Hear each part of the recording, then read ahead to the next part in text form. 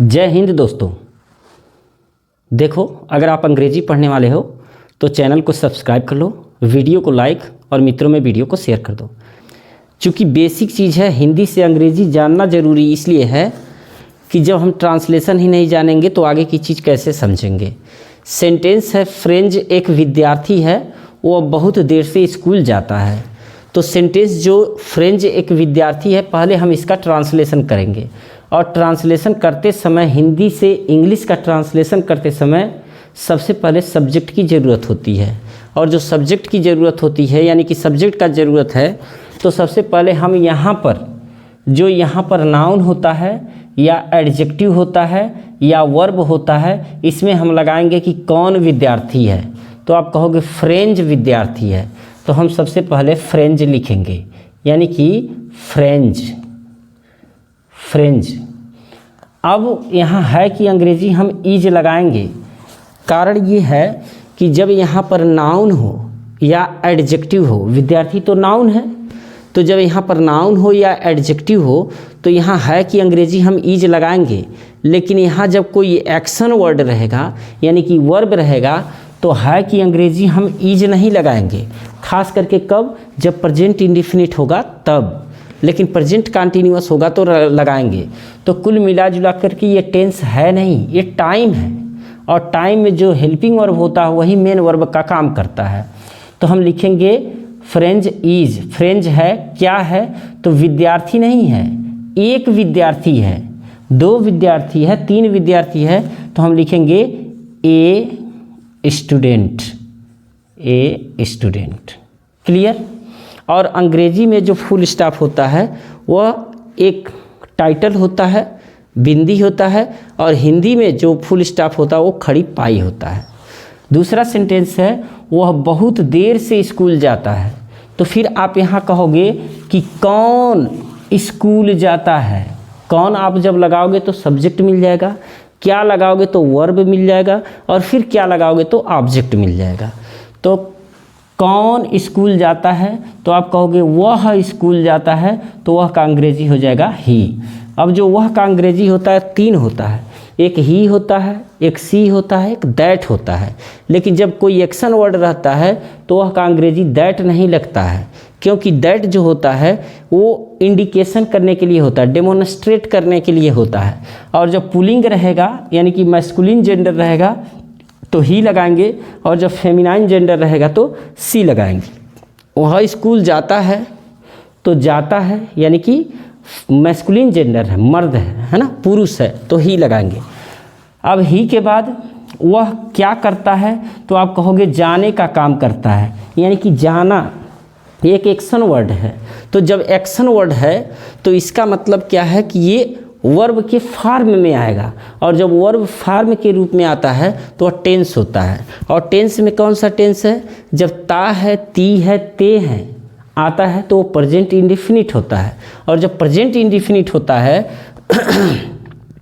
तो ऐसे में हम कोई भी हेल्पिंग वर्ब्स नहीं लगाते हैं। डायरेक्ट हम जो एक्शन वर्ड होता है जाना, इसी को हम लिख देते हैं। लेकिन जब हमको पता चलता कि ये प्रेजेंट इंडेफिनिट है, ता है, ती है, ते है आया है, तो गो में ई एस लगाते हैं, और बाकी जिसके लास्ट में वो रहेगा ई एस लगाएंगे, बाकी वर्ब में केवल एस लगा देंगे। जैसे वह पढ़ता है तो हम रीड में एस लगा देते, रीड्स। वह खाता है तो ईट में एस लगा देते, ईट्स। वह सोता है तो स्लीप में एस लगा देते, स्लीप्स। यानी कि जब यहाँ सिंगुलर रहेगा, सब्जेक्ट जब सिंगुलर रहेगा तो वर्ब में यस या ई एस लगा देंगे। तो ज़्यादातर हम यस ही लगाते हैं, ई एस बहुत कम लगाते हैं। तो ही गोज।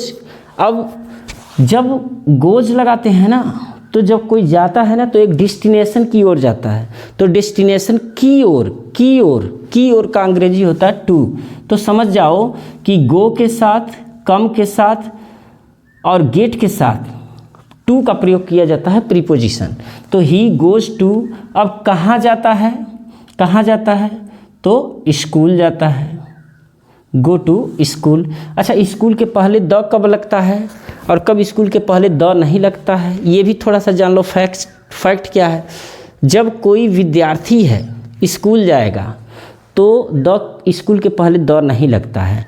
लेकिन अगर कोई व्यक्ति स्कूल जाता है और वो अपने बच्चे से मिलने जाता है या किसी और काम से जाता है जो उसका रोज़ाना का काम नहीं है, तब हम स्कूल से पहले द का प्रयोग करते हैं। स्पेशल अगर कोई चीज़ आ जाएगा तब द से पहले हम स्कूल से पहले द का प्रयोग करेंगे। तो ही गोज़ टू स्कूल, वह स्कूल जाता है। अब बहुत देर से, तो ये तो हो गया नाउन, ये हो गया वर्ब, ये हो गया प्रोनाउन यानी कि सब्जेक्ट। अब बहुत देर से, देर माने होता है लेट, लेटली नहीं, लेटली कहोगे तो हाल ही में हो जाएगा, लेट जाता है। और बहुत देर जाता है तो हम कर देंगे वेरी, वेरी माने होता है बहुत और लेट माने होता है देर, बहुत देर से जाता है। अब बहुत देर से जाता है या बहुत देर में जाता है, बात एक ही है। अब ये जो लेट है ये एडवर्ब है और जो वेरी है यह एडवर्ब की विशेषता बता रहा है, तो ये भी एडवर्ब ही है। ठीक है, क्लियर। और जब वह वहाँ पहुँचता है, जब वह वहाँ पहुँचता है, एंड और का अंग्रेजी हो जाएगा एंड। देखो ये कंजक्शन है और कंजक्शन लगाने के लिए हमें सब्जेक्ट या वर्ब को देखना नहीं पड़ता है, हम लगा देते हैं। अब यहाँ देखो जब वह वहाँ पहुँचता है एंड, और जब का अंग्रेजी हो जाएगा व्हेन, व्हेन वह वहाँ पहुँचता है। देखो जब वह है, वह मैंने लिखा नहीं था, जब वह वहाँ पहुँचता है तो आप कहोगे कि कौन पहुँचता है, तो फिर उत्तर मिलेगा कि वह पहुँचता है यानी कि ही। ठीक है, अब ही के बाद क्या आना चाहिए, वर्ब आना चाहिए। है का अंग्रेजी इज, लेकिन यहाँ है का अंग्रेजी इज नहीं लगाएंगे क्योंकि जब ता है, ती है, ते हैं आ जाता है तो प्रेजेंट इंडेफिनिट होता है, और प्रेजेंट इंडेफिनिट होता है तो है का अंग्रेजी इज, हूँ का अंग्रेजी एम, हो का अंग्रेजी आर और हैं का अंग्रेजी आर नहीं लगाया जाता है। यानी कि जो वर्ब होता है उसी वर्ब में जो एक्शन वर्ड होता है उसी एक्शन वर्ड में यस या ई एस लगा देते हैं। तो पहुंचना का अंग्रेजी हो जाएगा रीच। अब इसी में क्या करेंगे, ई एस जोड़ देंगे, यस या ई एस। ठीक है, अब रीच रहेगा तो इसमें ई एस हम लगाएंगे, ही रीचेज। और वहाँ का अंग्रेजी हो जाएगा देयर।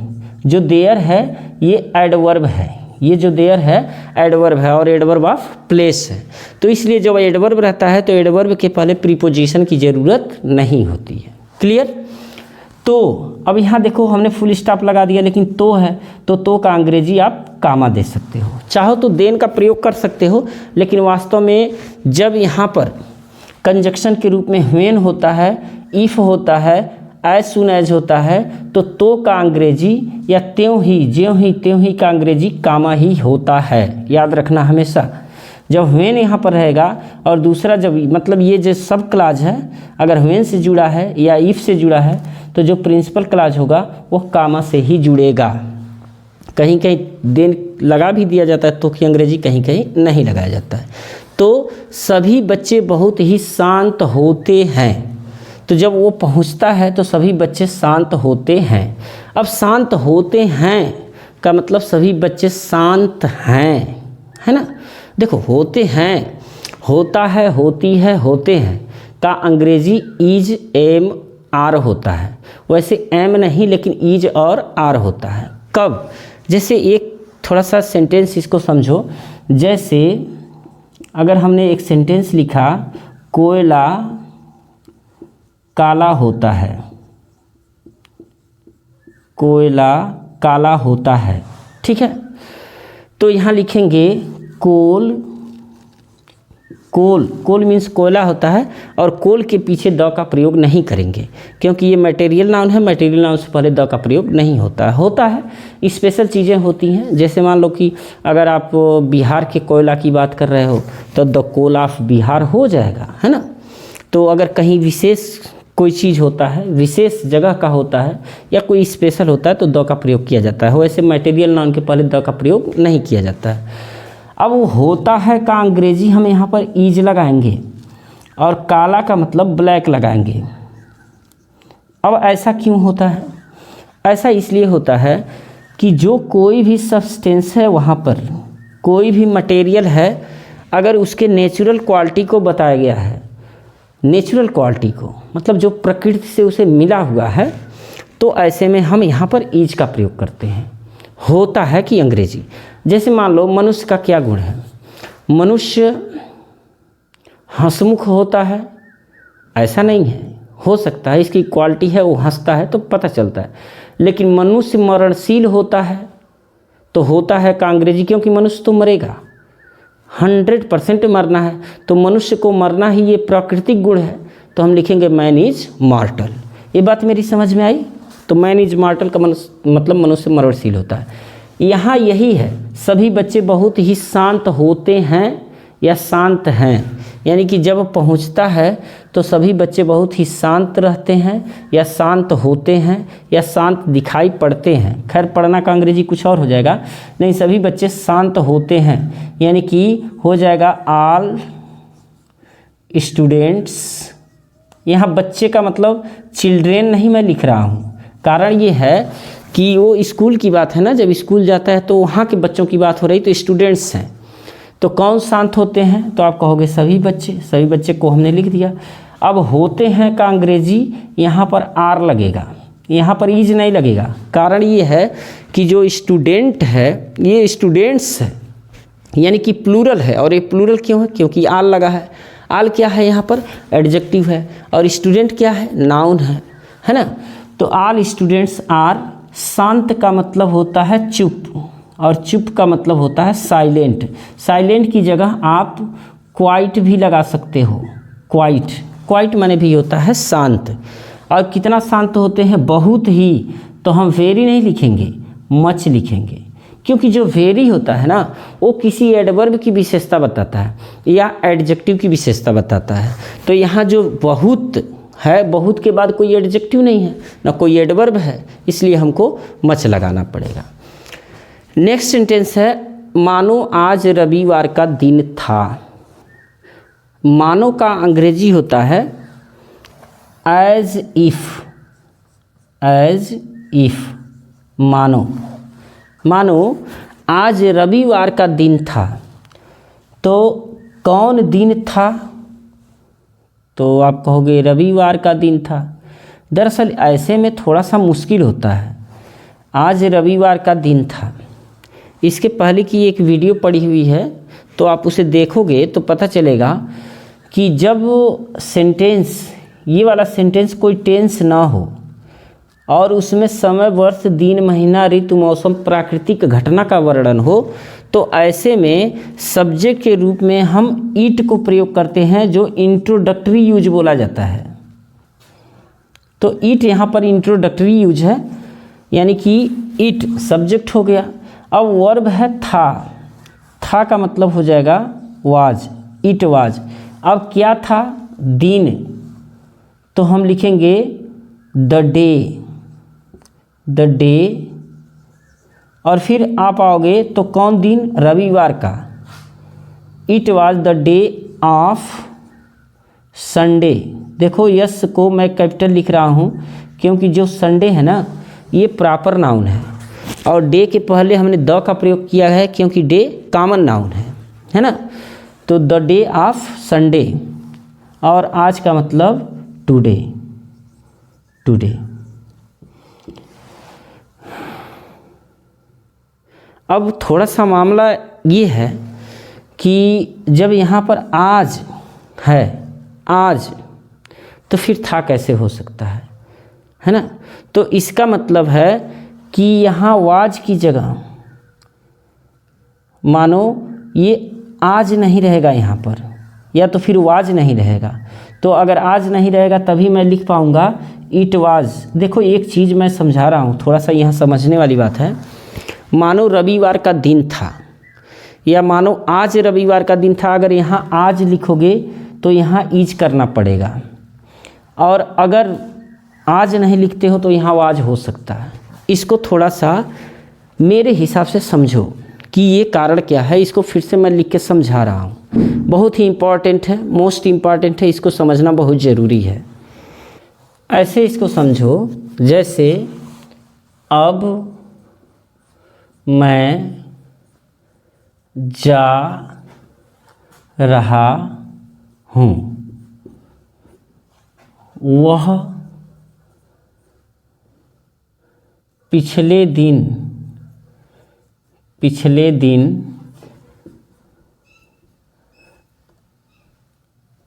दिन आया है। वह पिछले दिन आया है। अब मैं जा रहा हूँ। अब एक बात ये सोचनी है इसमें कि जब अब है, अब मैं जा रहा हूँ, अगर इसी को मैं बोल दूँ अब मैं जा रहा था तो कैसे हो सकता है। बात आप इस समय की कर रहे हो और जो टेंस है, जो फाइनाइट वर्ब है, वर्ब का जो आप फॉर्म लगा रहे हो वो पास्ट में लगा रहे हो। जैसे इस समय मैं खाना खा लिया था, तो इस समय मैं खाना खा लिया था कि इस समय मैं खाना खा रहा हूँ। जैसे इस समय मैं पढ़ा लिया था, तो इस समय मैं पढ़ा लिया था कि इस समय मैं पढ़ा रहा हूँ, तो आप कहोगे नहीं इस समय मैं पढ़ा रहा हूँ। अच्छा ऐसे देखो, अगर आपसे कोई पूछता है कि तुम क्या कर रहे हो, तो आप कहो मैं खाना खा रहा था, तो आपको कैसा लगेगा। इस समय आप क्या कर रहे हो, तो बोलो इस समय मैं खा रहा हूँ, इस समय मैं पढ़ रहा हूँ, इस समय मैं पढ़ा रहा हूँ। इस समय तुम क्या कर रहे हो, इस समय तुम क्या खा रहे हो, तो आपसे जब प्रेजेंट में पूछ रहा है, यानी कि जो एडवर्ब दे रहा है, यानी कि जो एक्सप्रेसिंग वर्ड दे रहा है, वो प्रेजेंट एक्सप्रेसिंग एडवर्ब दे रहा है, प्रेजेंट टाइम एक्सप्रेसिंग। इस समय, अभी, तत्काल। अब तुम कहो कि तत्काल मैं घर जा रहा था, ऐसे कैसे हो सकता है भाई। तत्काल मैं घर जा रहा हूँ बोलो कोई आप, तत्काल मैं घर जा रहा हूँ, तत्काल मैं घर जा रहा था कैसे। यानी कि जो एडवर्ब आप यूज कर रहे हो, एडवर्ब आप जो टाइम यूज कर रहे हो, वह प्रेजेंट एक्सप्रेसिंग एडवर्ब, यानी कि जो प्रेजेंट को एक्सप्रेस करता है उसको आप यूज कर रहे हो और सेंटेंस को पास्ट में बोल रहे हो, तो ये संभव नहीं है। इसी तरह से यहाँ अब मैं जा रहा हूँ ही होगा, अब मैं जा रहा था नहीं होगा। तो हो जाएगा now I am going, now I am going. अब अगर यही रहता अब मैं जा रहा था, तो ये गलत सेंटेंस ही होता।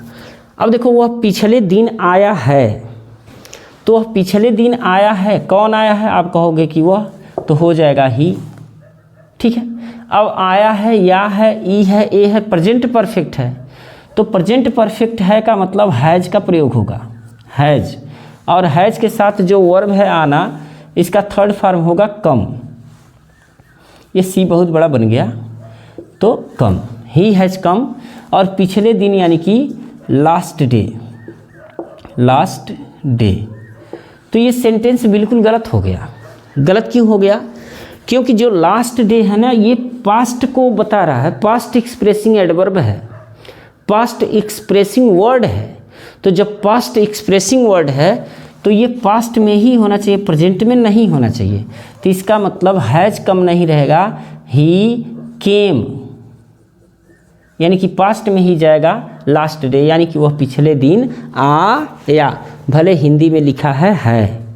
ये हिंदी सही है, हिंदी अपनी जगह सही है, लेकिन इसका जब ट्रांसलेशन करेंगे हम, तो ये पास्ट एक्सप्रेसिंग वर्ड होने के नाते इसका ट्रांसलेशन हम पास्ट में ही करेंगे, जैसा कि किया गया है। फिलहाल एम हैमल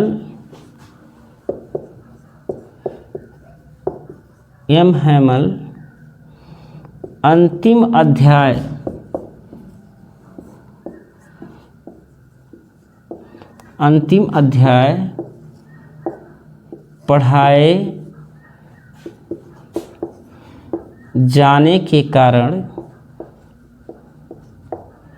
पढ़ाए जाने के कारण बहुत दुखी थे।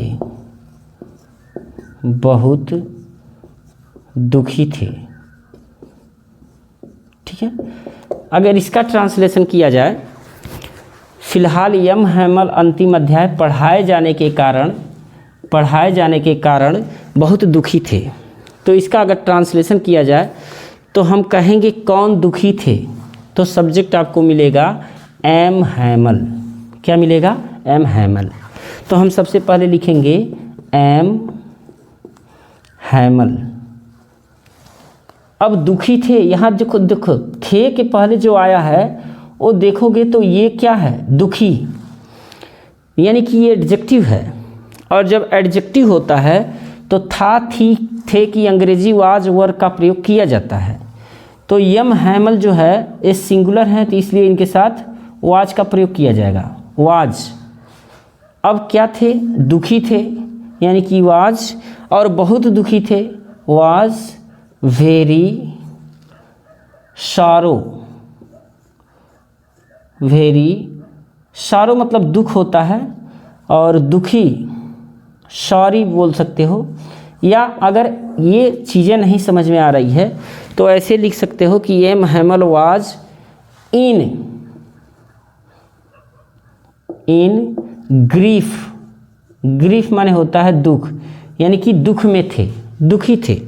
वैसे आप अगर ये चीज़ें समझ में नहीं आ रही है, ये चीज़ें समझ में नहीं आ रही है, तो आप इसको लिख सकते हो एम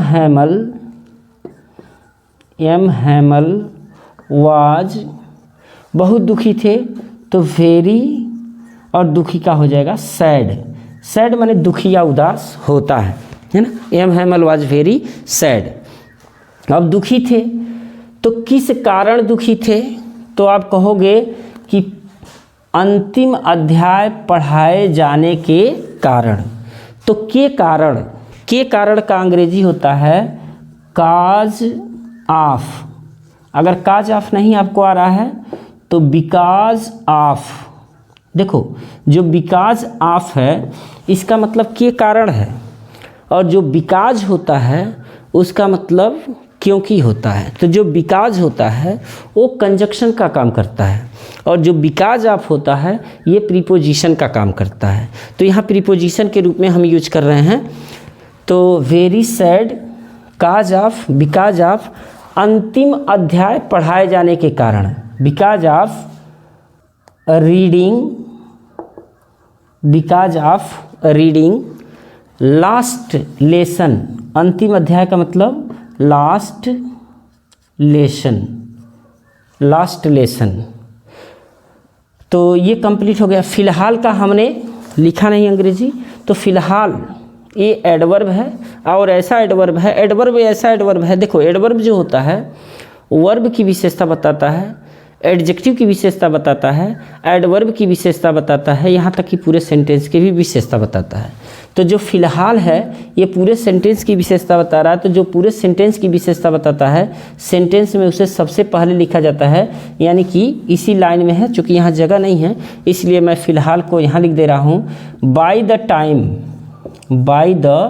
टाइम, फ़िलहाल का अंग्रेजी होता है बाय द टाइम, या बाय द वे। अगर ये भी नहीं पता है तो आप लिख सकते हो फ़िलहाल का अंग्रेजी दो मीन्स होता है हालांकि। हालांकि का मतलब हाल या फ़िलहाल, दो। नेक्स्ट सेंटेंस है क्योंकि अब वहाँ फ्रेंच भाषा के बदले जर्मन भाषा पढ़ाई जाएगी। क्योंकि अब वहाँ फ्रेंच भाषा के बदले जर्मन भाषा पढ़ाई जाएगी। ठीक है, तो क्योंकि अंग्रेजी होता है बिकॉज।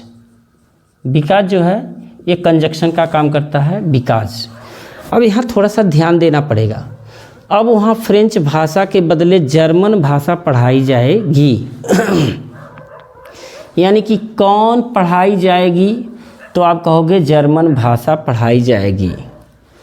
अब आप कहोगे फ्रेंच भाषा, तो फ्रेंच नहीं पढ़ाई जाएगी। यहाँ कह रहा फ्रेंच भाषा के बदले जर्मन भाषा पढ़ाई जाएगी। तो क्या पढ़ाई जाएगी, तो जर्मन भाषा पढ़ाई जाएगी। पढ़ाएगा कौन? तो आप कहोगे वो तो है ही नहीं।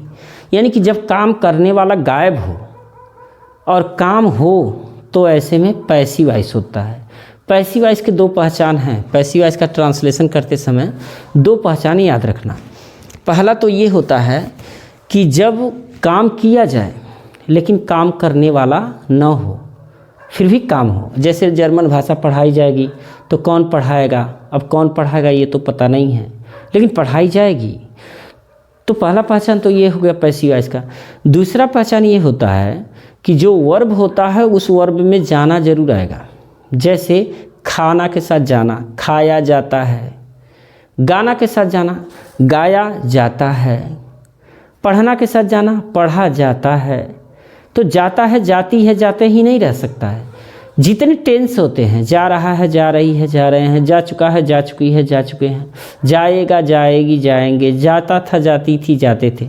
जैसे पढ़ाया जाता था, पढ़ाता था नहीं, पढ़ाया जाता था, यानी पढ़ाना के साथ जाना आ रहा है।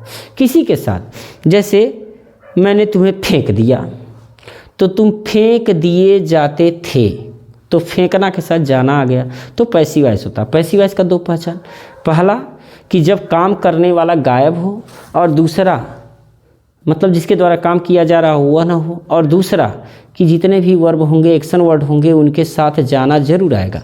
तो ये पैसिव वॉइस है। अब पैसिव वॉइस का सब्जेक्ट क्या है? पढ़ाई जाएगी। तो क्या पढ़ाई जाएगी? कौन पढ़ाया जाएगा?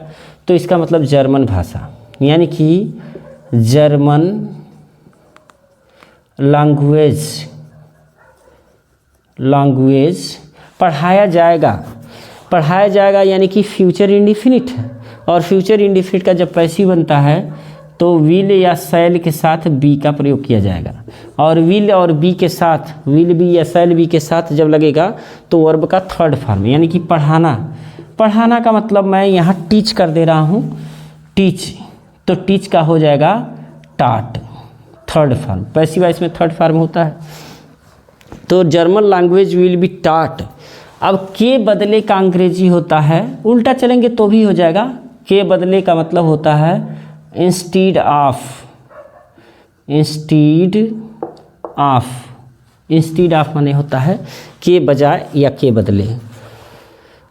के बदले होता है, के बजाय नहीं होता है। Instead of French language, French language, French language. अब वहाँ यानी कि देयर, और अब मतलब नाउ। तो इस तरह से ट्रांसलेशन हम लोगों ने सही रूप से सीखा। और अगर आप लोग कहो तो ट्रांसलेशन का एक सीरीज चला देते हैं, यानी कि शुरू से लेके अंत तक ट्रांसलेशन कैसे करें। फिलहाल ट्रांसलेशन उतना महत्वपूर्ण नहीं है कि मतलब, हालांकि ये तो बेसिक चीज़ तो ट्रांसलेशन ही है, लेकिन अगर आप ट्रांसलेशन सीख रहे हो तो कंपटीशन की तैयारी से भी आप बहुत दूर हो।